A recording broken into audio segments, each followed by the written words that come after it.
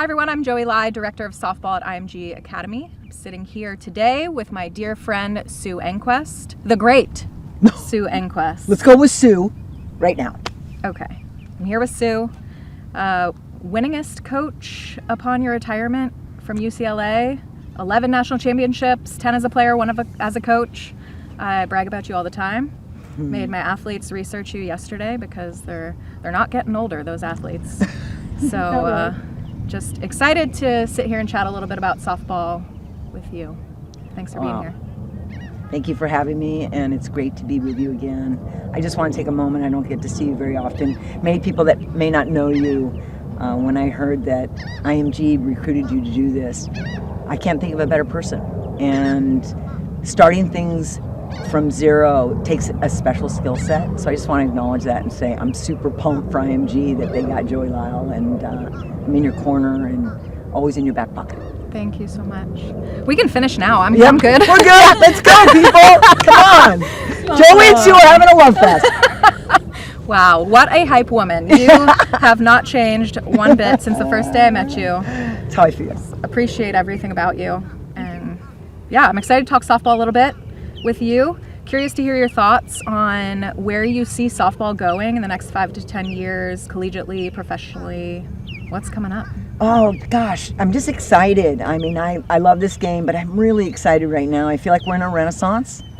And when I say renaissance, I mean a new beginning, because we have so many more opportunities for, first let's talk about the youth. We have more people playing now than ever before. We have more opportunities regarding scholarship opportunities. And now look what's happening with the pros. You know, Athletes Unlimited is now got a standardized league, and I'm just excited about that overall. And when you have more people playing, you get more attention, you get more investment. Look, softball's here at IMG. That's a huge statement. Yes, it is. Very exciting time for softball at all levels, I think. And often when you get more games on ESPN, more viewership, more attention to a sport, you get more creative in training. There's a lot of technology now that's being introduced to softball.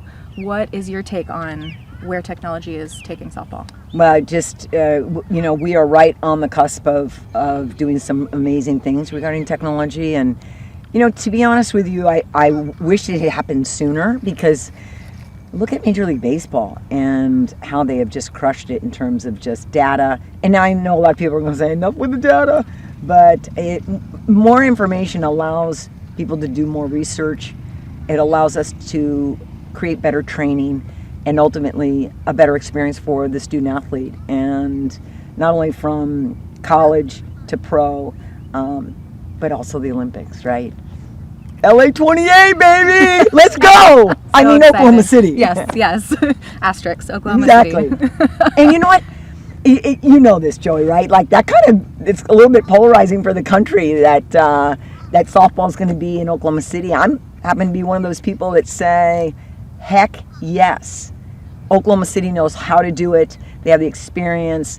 They're going to fill the place. And yeah, it breaks my heart because I'm LA girl, but I'm telling you, it's going to be an amazing experience for those women representing their countries to come, and for us to host it is going to be, I think, tremendous for the sport overall. Yes, and there's been so much put into Devon Park, so many renovations put into that facility. Yeah. It'll be an exciting place to host softball. I know. I'm excited for the women. We have to have a shout out to those women that, and they know who they are, that have continued to push the game, to represent the game. We're unfortunately one of those sports that goes in and out of the Olympics, and I just want to say thanks to those women that are continuing to play and push the sport. And I'm just thrilled that you get this opportunity to wear red, white, and blue and be in the Olympics. So they deserve some attention, there's no doubt. Yes, amazing. The trends in player development, I think, are changing. We just talked about technology a little bit. What other areas of player development do you think are really important with our youth as they're blossoming into amazing softball players? Yeah, I love tech. I always have. When I was coaching, I was constantly trying to push the envelope and gain more insight with the hope of further development of our student athletes. And for the last 10, 15 years, we've done a great job around, the pitching, the hitting, doing a lot of work with our footwork stuff, our speed, agility. And I think what's really interesting now is I would love to see our game develop more around critical thinking, to standardize education around how they see the game, how they see momentum, how the cues that you can pick up regarding the tactical fundamentals of the game. Because what happens when a sport grows, like softball has, you can also suffer from overcoaching. And when an athlete gets overcoached, unfortunately, their critical thinking brain shuts off. And so when you see players that have a real great feel for the game and understand tactical adjustments, a lot of times those are players that haven't been overcoached. And so on one side, I would love us to drip in more principles around tactical thinking, but at the same time, I would love to see us formalize more free play. So when that athlete, let's say they have training, it would just be great, 1 day a week. Let them run their practice. Let them run their scrimmages. Let them coach the bases. And they will become a better player when they are in that position where they have to be the thinker and the decision maker. As you know, Joey, as the coach, you have to anticipate the answer. And I would love to see that kind of development. And I know, well, you're in charge, so I know lots of things are going to be happening right here at IMG. Yes, I think one of the most incredible times of my playing career was when I got to coach and play at the same time. Yeah. And just seeing how impactful it is to be the one making decisions, drawing up the game plan, Yep. Preparing practices, and the impact that has on your game. So that's a creative idea to instill in younger athletes. Yeah, we call it uncoaching, right? It's a day where the coach, just have to shut their pie hole, like shut your pie hole and see how much they've learned from you as a coach. I often tell coaches that if you really want to see how much you've taught, let them teach. And so I get excited about that part of the game. I also think that there's an important part around standardizing mental training and this idea around rest. USOPC is doing a lot of research. I know here, IMG, all the research that you have here. I mean, there's more development happening outside the white lines regarding technology and research. And I think rest is another area that needs to become standardized. It needs to be part of the X's and O's evaluation. So you can have rigor. We're always going to have rigor. You want to be the best, that determined attention to detail. But I think the science behind rest that's coming out now is really impactful, and I'd love to see that develop a little bit more as our game continues to develop. I couldn't agree more. I think one of the biggest challenges we face here is overtraining. Yep. Everybody wants more, and starting to put together our overarching plan for the softball program, having strategic days of rest or days we're in the classroom learning softball, pushing that softball IQ, and still getting better, but allowing our bodies to be at their full capacity for more of the training days and for our performances. But I know that's going to be a big battle to fight with athletes and families, just helping them understand the importance of that piece. So I love that you bring up rest. Yeah, and I think, the rest piece, the reason it's so difficult is emotionally we've socialized them to think it's never enough, right? And I love that attitude. If you want to be the best in the world, that has to be a resonant thought that you have, that there's always something more. And that's when you know a player's in mastery, is when they always think there could be something more. But you also want them to be strategic. And one of the things that we always try to balance when we talk about rigor and rest is if you're paying attention to the work that you're doing, you're going to sit in that to be able to say, I'm documenting all this rigor, that I'm going to honor my body and allow the rest. And so we want them to look at it from a purely strategic, smart perspective, and not one that is emotional based on fear.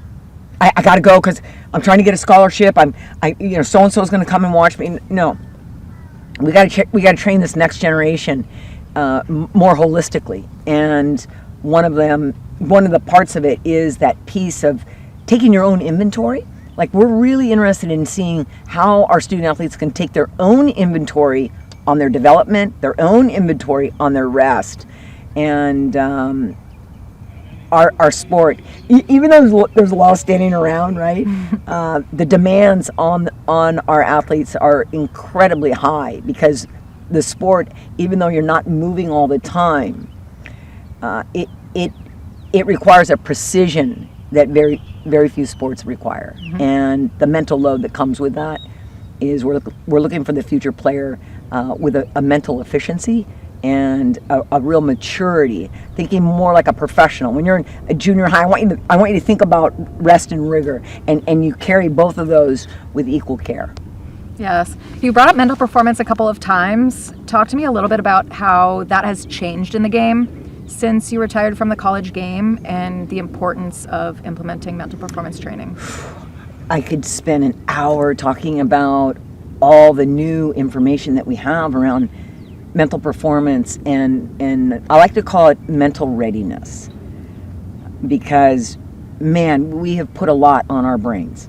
We as coaches, I mean, I think back, when I was coaching, I'm in that generation where, I was taught anecdotally. I was taught in a very vertical hierarchy.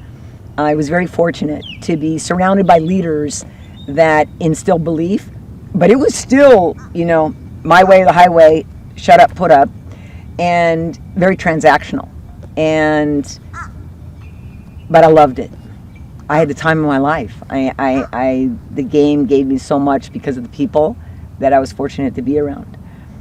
But when I got into coaching early in my career, I was that person, right? I was like a hornet. Like, don't be anything less than perfect or you owe me 400 up downs. And I regret that. I regret that as a leader, because our job as coaches, number one, is to be a teacher. And number two is to make it the best 2 hours of the day. And so I had to learn that. And now that we have, our sport is now mainstream, so we have all kinds of research coming in on baseball and softball, and what we've learned about mental training, and what we've learned about how the brain works. I would love to go back and coach. Not really. My basket's full. My basket's full. Everybody, don't call me. I'll call you. No, it's a beautiful time. But what we now know about mental performance is there are players out there, whoever's going to listen to this, there are players out there that are able to keep a relatively calm demeanor. They go into practice days and game days with a really balanced sense of enthusiasm. And that's great. And we honor those players. But then there's a whole segment of society that we now call high frequency. These are individuals that pick up lots of cues in their environment that really impede their ability to focus, react, and be ready in the moment. And now we have a complete dialogue to be able to serve those individuals and be able to teach the next generation of athlete that fear and uncertainty are all part of your dialogue. It's all part of your experience as a competitor. Because I grew up in be fearless! Come on, be fearless! And that's just not accurate. Mm-hmm. That's just not what happens scientifically. Is we now know that all high performers will experience some sort of elevation. Many times they're going to have doubt. They'll second guess themselves. But what is it about those that are able to be ready and those that aren't? It's the ones that are able to pick up the cues, the mental cues that elevate them. I try to stay away from words like anxious, anxiety, scared, fearless. All you really are is elevated. Your brain sits in a black box called your skull, and it's receiving vibration. And you're either moving a lot, vibrating, or you're smooth. The brain is reacting off of that. We're the ones that actually put that shame label on it. And so I'm really, everywhere I go, when I talk to student athletes and coaches, you're elevated with your energy. It's just, and it's a vibration in your brain that you're breathing. Your second brain, breathing we now know is our second brain. I'm going to go down the rabbit hole, guys, but I love it. Me too. When we learn through our breathing to calm ourselves down, it's not about not feeling it. It's about owning it, feeling it, adjust your breathing and moving through it. And then you create this nice, really sense of flow, a cycle that every athlete that may be elevated when they feel stress, going up to the plate, getting ready to pitch, big game, big opponent. If I have that ability to pick up the cues, make the adjustment, do the self-talk, execute my breathing, they're going to have a new lease on life, and they're going to fall in love with the game at a whole nother level. And I wish I had that knowledge. I would have been a better coach. I really would. I mean, my poor athletes, whoever listens that ever played for us. I mean, my goodness. I'm sorry that you still wake up in the middle of the night in a cold sweat. My bad. I'm sure they 2 have ounce. many fond memories. But I wholeheartedly agree. I think the skills that I learned through playing with regard to breath work and self-talk and just the whole different take on mental performance, that I was fortunate enough to still be playing with Canada through the start of that era, the rise of that era, and how much it's impacted my life. And I think for young softball players, young athletes, to start learning those skills as they're going through high school and being able to thrive in sport in college and go on to be a pro softball player or something completely different, be a doctor, and return to that breath work that they learned as a softball player it's so special. Yeah. You know, Joey, you were such a great representative for Canada as an Olympian, and I'm just asking for a friend. Are you going to put him back on? I mean, LA 28? I'm just checking. I'm asking for a friend. Come on, guys. That's incredible. Well, now being here, seeing all these resources, and it's all at my fingertips, it's very tempting. Come on. Joey Lyle, LA 28, baby. Let's go. The body might fight a hard fight against that, but one can dream. Good. We don't want to face you anymore. I like the idea of Canada without Joey Lyle. Well, thank you. I appreciate that very much. We've touched on the excitement of softball, pro softball, and I think women's sports in general are growing on the rise professionally. What opportunities are opening up for the youth softball players of today? Well, you mentioned it earlier with the opportunities of many sports going mainstream. When I say mainstream, I mean that mainstream media, corporate sponsorship, major metropolitan areas holding high priority facilities for women. It's like a trifecta. And, it's so funny because you're going along life and you're feeling second, like you're a little bit like second class, right? And then all of a sudden there's these little tipping points that create this just amazing watershed moments. And, we're grateful for other sports, right? That had the bravery. I mean, Billie Jean King always talks about, be brave and have the courage to stand up for what's right. And there's so many of us that live that every day, but to be able to watch other people doing it. I mean, I'm so inspired by what women's soccer has done, and, Jill Ellis, who was the head coach of the U.S. soccer team during all of that equal pay opportunities, all of us stand on the shoulders of Billie Jean King. And I want our younger generation to really understand how we got to this point, because when you understand your history, you know how to leap forward in your future. And you become way more aware, way more appreciative of what you have, but also how to go about getting more. And so now that we've got more of these opportunities, these women are going to be able to grow up and say, not only I'm going to have an opportunity to go to college, maybe even get a scholarship, but then if my game reaches a level, to be a professional. And it just feels like this year, 24-25, seems like I think we're going to look back and say, there was more of an explosion of professional sports actually being exposed than ever before. And I mean, look at volleyball, that's really close to my heart. I work with volleyball a lot, and seeing that they've launched 3 leagues literally in 18 months, and soccer's got multiple leagues, and basketball's crushing it, and I just get really excited. I get giddy because I've been in the sport for such a long time where the athlete didn't get that, and so I have a level of appreciation maybe most people don't have, and I'm just really hoping that our younger athletes, that can inspire them to push for even more, right? Because there's still a lot of room to grow. Yes, yes. A lot of opportunities, a lot of room to grow. What do you think the biggest challenges are for the youth softball players today?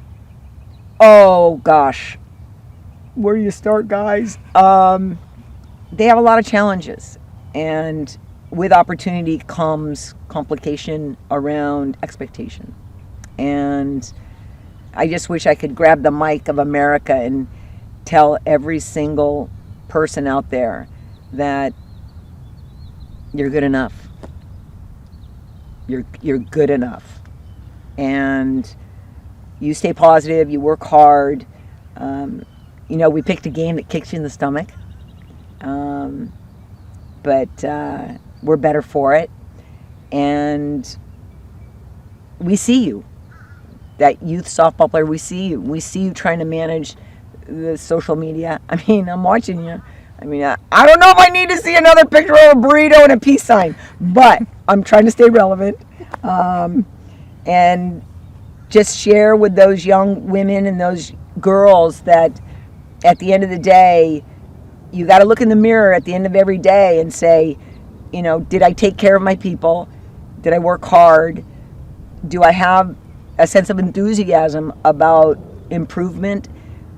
And in this generation, these young girls have a lot of expectations because there's a lot of opportunities, and there comes that expectation. And you can decide to live a life of controlling the controllables, and you can't control who's looking at you for a scholarship. You can't control who's saying you're not that good, or you're not big enough, strong enough, pretty enough, whatever it is. I'm going to tell you, you are good enough if you stay positive and you work hard and you take care of your people. And but there's a side of me that has a lot of empathy for them because of the social media, because they're watching the NC2A is in a renaissance as well. They're watching the NIL world. I now have to try to get sponsorships and talking to high school athletes about that, and just want everyone to know that the NIL, the tail is wagging the dog, right? So we have less than 20% out there are making legit money. So the tail is wagging the dog. And the last pressure that the girl has to manage is her loving parents. I mean, parents of performing children have an incredible burden on them to create all the conditions for their child to thrive, grow vigorously, and put them on the right team in the right place. And at the end of the day, you're actually want to put that student athlete, put your daughter in a place that is going to develop them as a human and allow them the opportunity to play sport. And I think that's what's so exciting about IMG is there's a long-term strategy there around building a satellite of opportunities around that student athlete that is focused on their personal development, their technical, tactical development, their body, health, mental, physical, tactical. Those kind of systems, I think, are going to be the future. Obviously, IMG is going to lead the way in that, but I believe the future is going to look like this model everywhere. IMG has a handle on it. There's no doubt about it. The people that are here, the subject matter experts that are here, the scholars that are here doing the research, and then, gosh, the conditions. I mean, these facilities, I just got here today, and they're beautiful. I mean, they've done a wonderful job. If I had a daughter, I would love to have her come down here and have a satellite of experts around her, assessing and developing and inspiring her, because there's a lot of expectations on that young girl. And to the parents that are trying to fight that whole world around trying to chase that scholarship, chase the total wellness, chase that game, and then let a travel tournament break out. Yes. Chase her wellness, chase her physical, mental, emotional wellness, and then let the travel tournament break out in that order, because she only has one or two sets of parents if she's coming from a blended family, and you don't get this time back as a parent. It's a very special window. That 8 to 18-year-old window is a very special window that you don't get back. I was reading a research paper around, at age 12, the parent has already experienced 75% of the time they're going to spend with their child. Wow. I mean, that's a powerful stat. Yes. So we really want our sport parents to look at the big picture, and we really want our sport families to start really discerning where their money is going and for what. I always marvel. I think sport parents are the most amazing parents. And I know people that are in music would say, I think music parents are the most amazing. I mean, I think parents in general are amazing, that they decide to take on developing another human. I mean, God bless them, right? But one of the things that is really important to think about as a sport parent is most parents that I deal with are extremely curious, responsible. They research life insurance, health insurance, car insurance. Are we buying this kind of detergent, this kind of toothpaste? But then on Saturday morning, they drop their child off right there. No research, just heard this and this and this because we're going to go to this tournament. Nothing against, I love travel ball. I wouldn't have benefited at UCLA if it wasn't for travel ball. I love travel ball. But what I don't love is that parents need to discern the decisions around athletic participation and where they play with the same intellect that they look at life insurance, health insurance, car insurance. And I think we would end up not pulling our daughter out of local play so early and thrusting her on a travel team. Because this is a really special window, and it's her window, and we're in charge of creating the best conditions for her. Yes, and the importance of play, especially at a young age. I mean, at all age, I still enjoy play. Yeah, same. Yes, it's Same. important for creativity, Exactly. development. We've talked a little bit about the long-term vision, holistic development, wanting what's best for that long-term development of a student athlete and enjoyment of their life ultimately. How does the quality of coaching at a young age play into that? Yeah, this is, I think wherever I go, it doesn't matter the sport, it's the same challenge. I just want to take a minute to acknowledge all those volunteer coaches out there, those moms and dads that are brave enough, they raise their hand, they say, I don't know much about it, but I'll help because I care about my kids and my kids' kids. And it is incredibly important at a young age, as an adult, that you become their engineer of belief. So you're coaching 10 and under, 8 and under, 6 and under. Your job is for that student, that athlete, to fall in love with the sport that you're volunteering for. You're a volunteer coach, and how are you going to create belief in them every day? Belief in themselves, belief in their team, and the belief that tomorrow will be a better day if they struggled today. And that's the job, because when you're at that age, the goal is to keep them in the sport. That's your job, is to keep them in the sport, because we know sport is such a wonderful tool for a healthy human. And I think that gets lost. And these poor individuals get so influenced that they've got to go be doing this and that, and at the end of the day, your job really is for them to fall in love with the sport. Yes. I was looking back at an old yearbook and from the 3rd grade, and there was a note in there from a teacher that said, I'm going to watch you in the Olympics someday. Oh my God. And just thinking, I know my dream of playing in the Olympics started around that age. Yeah. And I wonder, was it that coach that just dropped that nugget in it for me? A teacher who happened to coach, I think it was volleyball, who happened to coach a volleyball team. And Love it. just wanted to spread that belief in a young girl, and I think you're spot on. It's so important for the young girls to feel like they are believed in by the people leading them. And people say, oh, it's a big word, belief, like I don't know how to do belief, and at the end of the day, if you really take time to think about it, some of these thoughts are actually pretty simple. I'm just in charge of catching you doing it right. That's it. Sounds simple. I don't care if you're coaching college. My job every day at college, travel ball has done such a great job of getting them ready.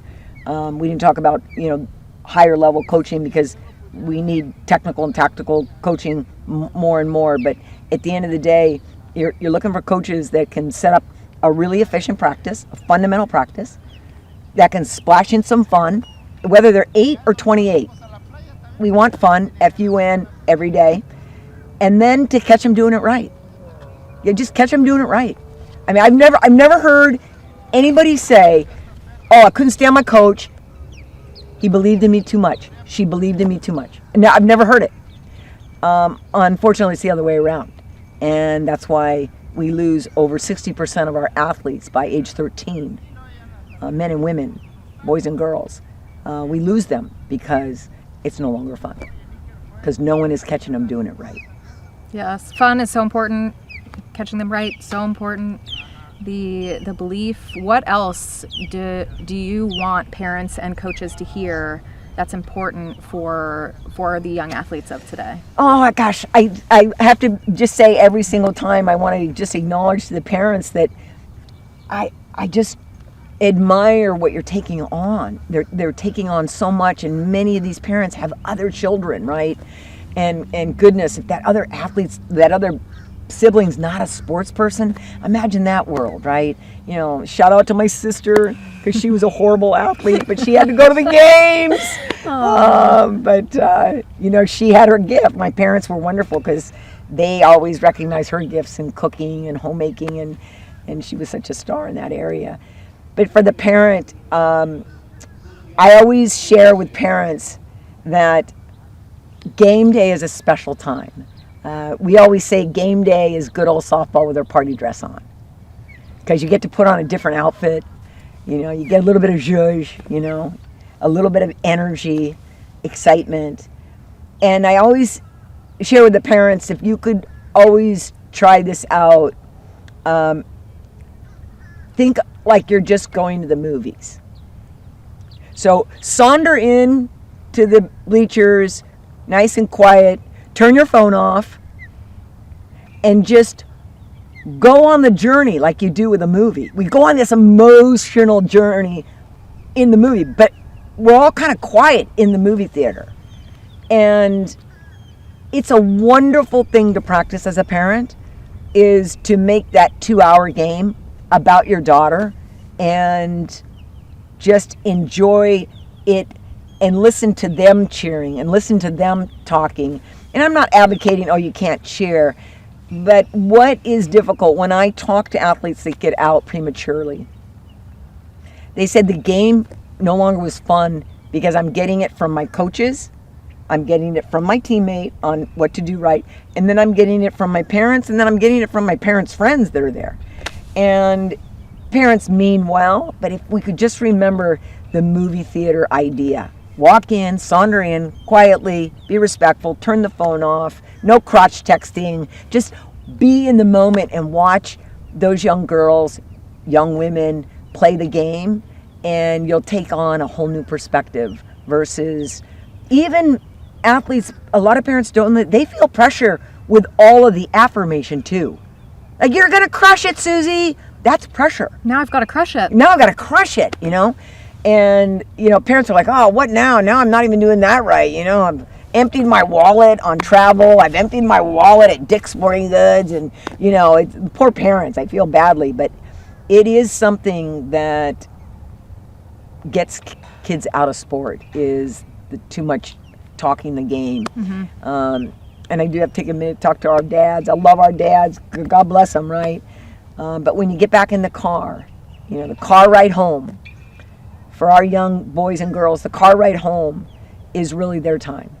And if they want to talk about it and they want to break it down, they'll ask you. And if they don't, just sit quietly. You don't even have to make up conversation. I was talking to a young girl the other day, and she says, I hate getting in the car because my dad's obviously gotten the message that I don't want to talk about the game. So now my dad's coming up with things to talk about. That makes me even more uncomfortable, right? And I said, but you always have to remember, try to remember, give grace. You know, grace is a wonderful skill. You talk about new skills. Let's teach everybody grace, unmerited acceptance, and always focus on people's intention, right? So, you know, if you have a dad that's super excited, just remember his intention. He that's his love language. You know, I was consulting with a team and they were saying our coach is so hard on us and every single moment he's banging on us about something, you know. I said, you know what you got to think about? That's his love language. They're like, love language? Yeah, maybe we're going to do that. Let's call it our love language. Such a great perspective. Right? And so it became kind of like a funny thing because they'd be in the locker room and they'd say, oh, coach was loving on me today, you know. So you kind of flip the script with your mindset, and you can almost create your own fun in those high stress moments, high energy moments. Well, you never fail to inspire me. I now need to call my parents and thank them for coming to the movies. Yes. Oh, were they like that? Yes. Mine too. Yes, it was incredible. Too. It was incredible. Yes. And very appreciative for that. I think set us both up for success down the road. And one other thought that popped into my head as you were speaking was about the car ride home. There are so many youth softball players that I've worked with over the years, you know, sit down with a youth program and talk to them about what are the things that make you feel elevated, to steal your word. Yes. And by far and away, most kids raise their hand about the car ride home. Yeah. And that just hurts my heart to think that there could be so many opportunities for player-led, child-led conversations about the game or not about the game. Yes. And you know, when we talk, you know, because a lot of this has to do with just what are the conditions that are being created by the people that are in it, right? So we predominantly have three domains. We have the player, the coach, and the parent. Those three domains do this wonderful dance in the sport of softball. And if every single day we woke up and we reminded ourselves that this is her time, as an adult, we're done.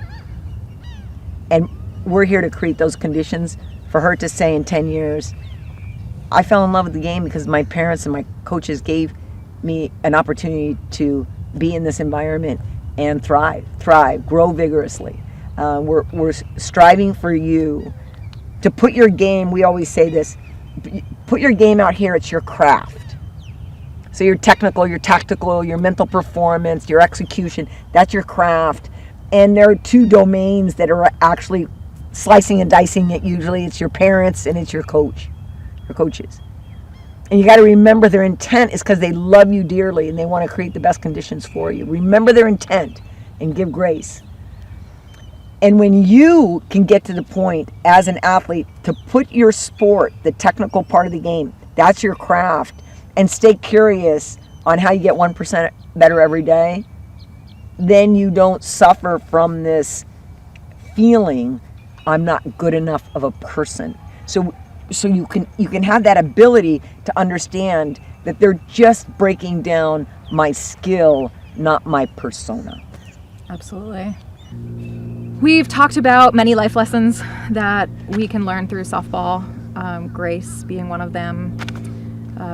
What are other life lessons that you encourage young athletes to look for, be ready for as they go through their softball career?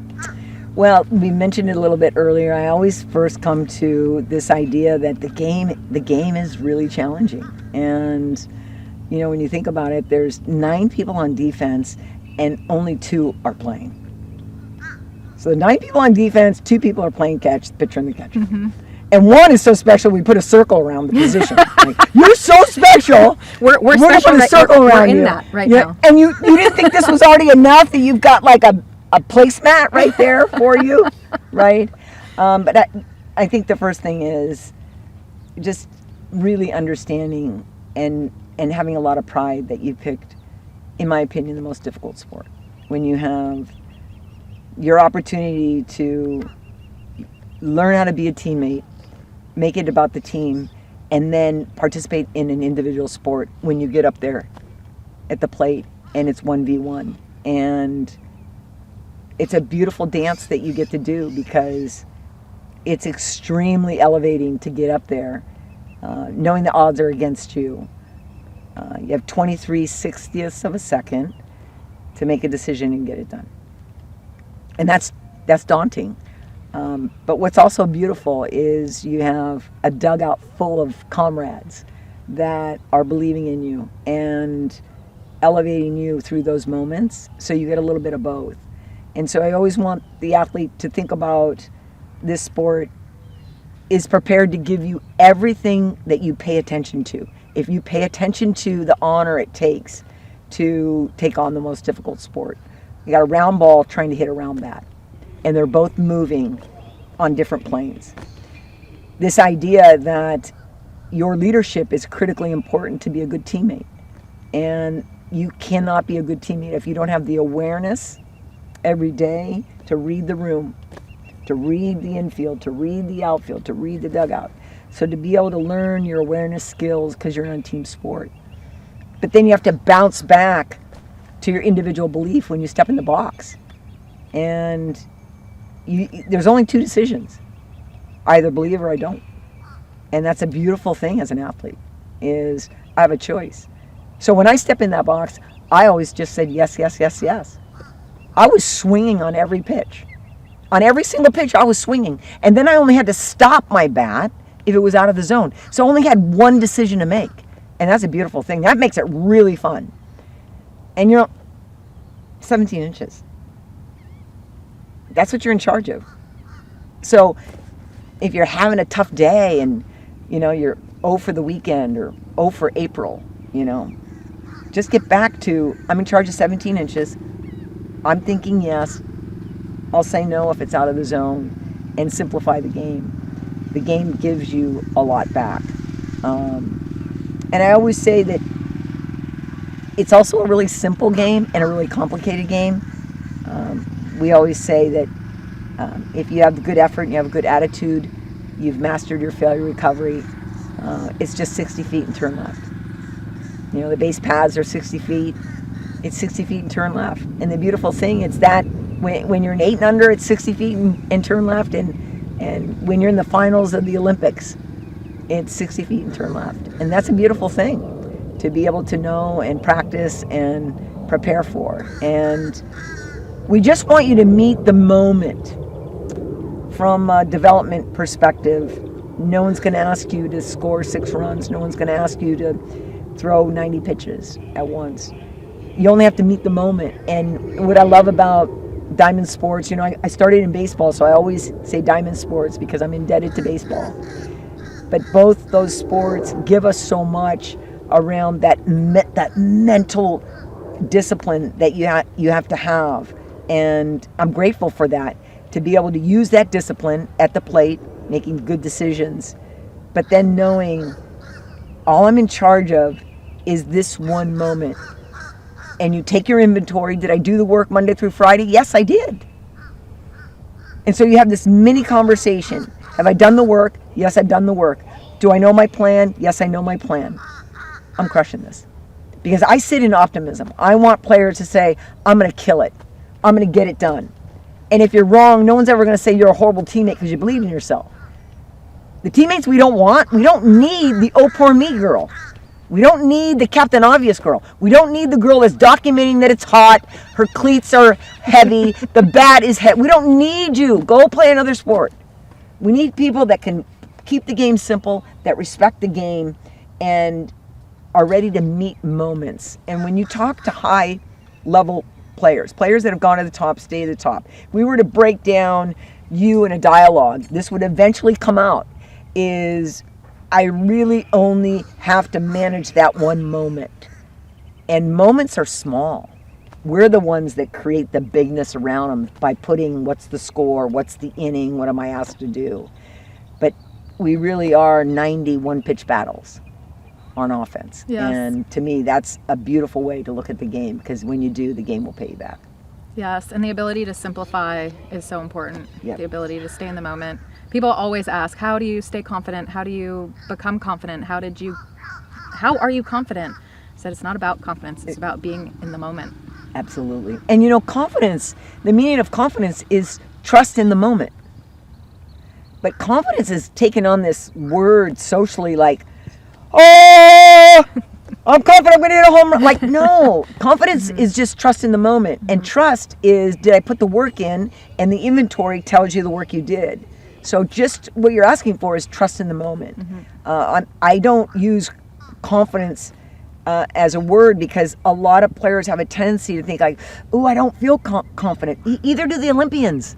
The Olympians aren't confident every moment, but what they're masterful at is they move through those fear moments more efficiently than the average player. And that's a differentiator for them. Absolutely. Let's talk a little bit about recruiting. The landscape has changed a lot over the past few years, over the past few decades. What has changed since you were coaching in the college world, and what do these young athletes and what their families need to understand about this process? Oh gosh, so it's been such a long time. I don't feel qualified really to talk as intelligently as I could have when I was coaching. So I first want to acknowledge, especially to all my colleagues out there, I would never want to articulate that I know what your life is like because it is so disruptive right now. And remember, when we're in a renaissance, we're in the messy front end. Anytime you have a renaissance, when you have moments of great change, we have two really big things happening, NIL and the transfer portal, right? And the explosion of women's sports, really three things. I want you to know that in the front end, it's always very messy. And that messiness, we are going to have people, we're going to have tragedies, emotional tragedies in that. There are going to be people that their lives were completely disrupted because they were signed to go to a school and now the scholarship's not there for whatever reason because of someone decided to stay or transfer or whatever. And so the disruption is so real. So the first thing, and I can speak intelligently to this because the teams I'm consulting on the college end are experiencing this, is as a parent to be constantly reminding your son or daughter around a plan B, because there just aren't guarantees like there were before. I'm not saying it's right, but it's real. And as a parent, if you can always remind your children, hey, there are situations in life that aren't right, but they're real, meaning you have to be prepared to deal with them. So that's number one, is how quickly everything's changing. Number two is the college coach today is looking for a player that has clarity around themselves, the value of the team, and the big picture. They're looking for that individual that really understands and they can speak intelligently to what they are and what they're not. And they have a true value in what it means to be a great teammate. They can actually articulate it. And if you want to find out if someone really possesses something, ask them to talk about what does a great teammate look like. And the level of detail exposes how authentically they're a great teammate. So if they're not a very good teammate, they're going to just say, well, you just have to be there for your friends, But somebody that's a great teammate will say something like, I was talking to an athlete the other day, and she says, you know what I'm most proud of? I'm most proud that I can get to my teammates' gloves before them and pick them up and toss it to them. And then they don't have to bend over. Because I know the games are kind of long sometimes. Like, the little micro details of being a great teammate, beyond just the big core things around being there when they're needed, but be that person that's seeking out moments to make others' lives more enjoyable so everybody can flourish. Those kinds of things are incredibly important in the recruiting process. The other thing is just having a real grip on life overall and where sport plays a part of your life that it's not your life, right? So you can have a life where a lot of the hours are spent for many of these sport families sport consumes their lives. That's not a bad thing. But if you don't have perspective about if you don't win, what's going to happen, that's where it can get damaging, especially for that young child that's going through the experience. Because sport just gives us so much. I mean, the sport of softball, I tell when I work in corporate consulting as well, and I always want to talk to the HR person. Because, jobs are hard to come by now. And so I always say, tell me how you break down. You got a middle management job, you got 300 people applying. How do you get to the top 10? She's like, oh, it's really easy. First, we scrape all the best schools. Then we scrape the athletes. And then when we start the interview process, we want to know who has the ability to speak with clarity around their values, what's important to them. They can give examples of what their daily standards look like. They can speak to failure and recovery as efficiently and effectively as they speak to success. Because at the end of the day, if you're an athlete that has that balance, success and failure, they hold hands. You can't have one without the other, right? And so it's always fun for me, everywhere I go, the HR will say it a different way, but it comes back to the same thing. A true sense of self, understanding the importance of teammateship, can articulate their values, can speak intelligently around failure recovery. If you're uncomfortable talking about uncomfortable, a lot of employers don't want to deal with you. Because we're now when it comes to our college athletes graduating, it's now being able to have that critical thinking skill around managing nuance. So that nuance, that gray area, is really important. What kind of skills do you use to make good decisions? How do you articulate when an employer says, explain to me how you make decisions? Like those things, the sport of softball can help us answer, because this game will challenge you in every single part of your performance skills and your relationship skills, because this sport demands individual excellence and it requires absolute great teammanship. Yes, you've touched on so many amazing things. If you had to pick one or two of them that you think would be most important for the youth athletes to transition successfully into high school, or the high school athlete to transition successfully to college, what would you suggest? Be the hardest worker, have great optimism, future belief it's going to be better, and master your failure recovery. Own it and move on. I mean, we made it a station at UCLA. Just that one station where no one really succeeded, and everyone had to develop their own failure recovery routine. So you bobble the ball, get back up, shoulders back, chin up, eye contact, give the outs, my bad, let's go. And you practice that over and over and over. Pretty soon you get good at it. Now you're in a suit and you're a corporate manager and you just made a big mistake on Q4. You can get up in front of your people and say, you guys, I made a mistake on Q4 numbers. That's my bad. And even when I'm making mistakes, I'll go on the road and I'll make a mistake. I'll do something wrong, or the PowerPoint is wrong, and I hear myself going through my failure recovery. And the other day I messed something up and I said, oh my gosh, you guys, that's so my bad, 2 outs. And I said 2 outs. The people are like looking at me like, 2 outs. Then I have to go sideways and explain the whole failure recovery. But you practice it enough, it becomes you, and you can't get rid of it. Yes, and it sounds like take the emotion out of it as well. Sure. It just becomes a routine. Sure, you still are this amazing person that bobbled the ball. Maybe it cost the game. It's okay, nobody dies today. Yes, try to keep the lows not too low, the highs not too high. Yeah. And when we talk about the highs and lows, I want to speak to that player out there that has that high frequency, that is a real empath. We have a lot of empaths in the world. We have a lot of empaths in sport. These are people that have, they pick up a lot of energy, and they can pick up more than the normal person. And many times in sport, that person carries a lot of shame because the sport has labeled them as weak sauce. Like, dude, calm down. It's not that big of a deal. Like, that was me back early, when I was transactional Sue. But as a transformative coach, I would turn and say, what can I do to help you with your energy? How can I help you with that? And we have more people doing that. This sport is going to bring in a lot more people, and more importantly, they're going to leave this sport feeling better about themselves and being ready to serve the world, because ultimately, isn't that what we're trying to do? Create great citizens that will do great things. How does a training environment like IMG Academy, where we pair elite training with personal development, with rigorous academics, accelerate the growth of the youth athletes of today?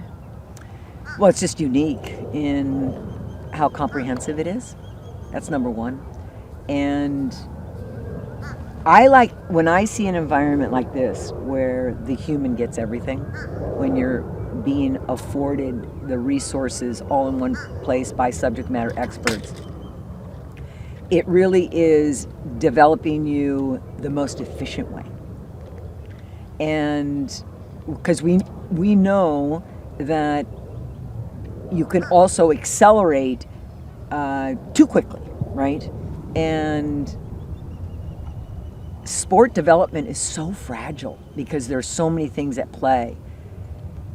To be able to come into an environment and know that as a parent, every domain your young son or daughter is being cared for by a scholar or an expert, to me is unique. It's special. I wish we could take the blueprint and make it a model that could go all over the country and eventually the world. We're, I know America, we're in a crazy time, right? But I go all over the world, and I just want people to know, as crazy as America is, this is the most beautiful place to be. It really is. And I like the idea that IMG has bigger plans to even go globally, right? To help not only our country, but other countries as well. To me, that's really exciting. But to me, when I think IMG, I think comprehensive. And it's a different model. If you don't know the model, you should look it up, because there is no other model like it, except college. College is a very similar model. The only difference is IMG's taken the best of the best in all of those domains and put them in one place for that athlete to benefit. What specific advantages do you think that the holistic approach to development gives these athletes? Yeah, great question. I think it has to do with the maturity towards mental readiness. The athlete that's going to be going into college as a freshman has already lived the life of a college freshman. They come here, they live here, they're by themselves. Obviously, they have supervision, but they are operating, they're acting, their micro behaviors, their macro behaviors are college readiness. And so you've got somebody that is more ready, more polished, more mature, and it's really just a matter of making that transition to the place that hopefully you fit when it comes to that college pick. And how can IMG Academy most effectively bridge the gap between youth and college, between growing up into being a professional athlete? How can IMG Academy do that effectively? Well, we all know that the core elements around physical assessment, physical development, the mental readiness piece, the emotional readiness piece, making sure that they're with their own age group, having social opportunities, balancing the rest and the rigor. But I do believe there's an area around critical thinking, managing uncertainty, and managing change. Critical thinking, uncertainty, and change, these are relatively new areas that are not going to go away soon. It really is the new normal. And when I work with college freshmen, those themes always come up. That whatever they're dealing with, I usually can point to, she hasn't gone through enough technical knowledge around uncertainty. She doesn't have the principles around critical thinking. And so those kinds of things, when you're in a place like this that is so comprehensive, they're going to be able to get those kinds of skills that will put them in a position to be more ready. And we know when you're more ready, You're going to be more yourself, and when you're yourself, you will be your best self. Now, I didn't say you're going to win a championship. Come on. Like, I'm not getting paid for this. But the bottom line is, when you're more ready, you have your energy is more positioned to have your body show up. And to me, that's powerful. Well, if anybody knows what it takes to win a championship, it is you. Well, let me just say and acknowledge, yeah, we won a lot. Like, we got a lot, guys. I had the best coaching staff in the world, and we had athletes that were raised by sport parents. They were sport parents, and they taught their children to be their own person, and they came to us polished. They really did. I'm most proud of being a part of the families and the way they were raised, and I just got those dividends, which were those student athletes. And we had really good pitching, guys. We had really good pitching. That helps a little bit. And you know who I'm talking about.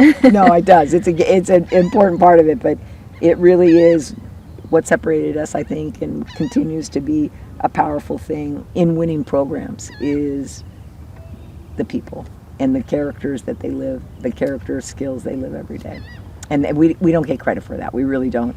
Those families get credit for that. And then our job is just to get them comfortable performing under a smaller margin for error with more people watching. If you, Sue Enquist, Yes.